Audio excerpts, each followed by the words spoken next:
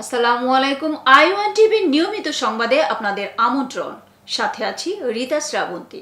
প্রসাদপুরে শেষ হলো শ্রী শ্রী রাধা গোবিন্দ জয়ন্তী। বিশ্ব মানবতার কল্যাণ কামনায় দেশমাতৃকার ও জাতির কল্যাণার্থে 16 প্রহর ব্যাপী লীলা কীর্তন জঙ্গা অনুষ্ঠান। দূর দূরান্ত থেকে অনেক ভক্ত এসেছেন। এখানে প্রসাদপুরে উপজেলায় এখানে দুই পাশে হরিবাস হয়, 3 দিন ব্যাপী হরিবাস। এখানে দূর দূরান্ত থেকে লোক আসে, দর্শন করে থাকে, সেবা শান্তি করে চলে যায়, সুষ্ঠুভাবে হরিবাস হয়। আমি আসলাম প্রসাদপুর বাজারে হরিবাসর দেখার জন্য।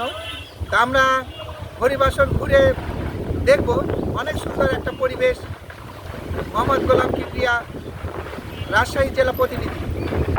এই অনুষ্ঠান নদীর ধারে অসাধারণ মনোরম পরিবেশে অনুষ্ঠিত হলো। এই 16 প্রহর ব্যাপী লীলা কীর্তন ও যজ্ঞ অনুষ্ঠান অনুষ্ঠিত হয়। প্রসাদপুর শিব মন্দির প্রাঙ্গণে নদীর পূর্ব পারে এই আয়োজন করা হয়। ভক্তদের জন্য খাওয়া দাওয়ার ব্যবস্থা করা হয়। একটা আনন্দ ঘন পরিবেশে হিন্দু ধর্মাবলম্বীদের এই লীলা কীর্তন অনুষ্ঠান চলে। অনুষ্ঠানে দোকানপাট বসানো হয়েছিল। এর আশেপাশে ছোটখাটো একটা মেলার মতো মনে হচ্ছিল। আমি সরেজমিনে সেই অনুষ্ঠানে গিয়ে কথা বললাম। আয়োজকরা বলেন, আগামীতে সরকারি সহযোগিতা পেলে তারা আরো বড় পরিসরে এই হিন্দু ধর্মাবলম্বীদের লীলা কীর্তন ও যজ্ঞ অনুষ্ঠান করবেন বলে তারা জানান।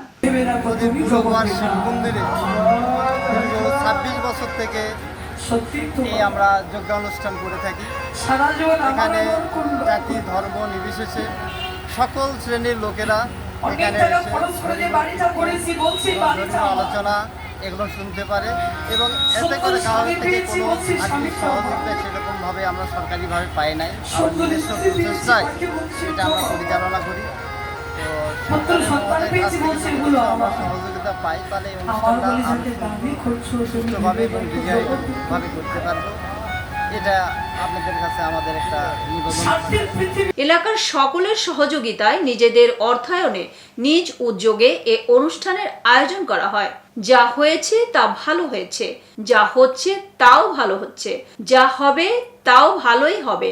এটাই শ্রী শ্রী গীতার সারাংশ। এতক্ষণ সঙ্গে থাকার জন্য ধন্যবাদ। আই1 টিভির নিয়মিত আপডেট পেতে ভিজিট করুন আমাদের ওয়েবসাইট, ফেসবুক পেজ, ইনস্টাগ্রাম ও ইউটিউব চ্যানেলে।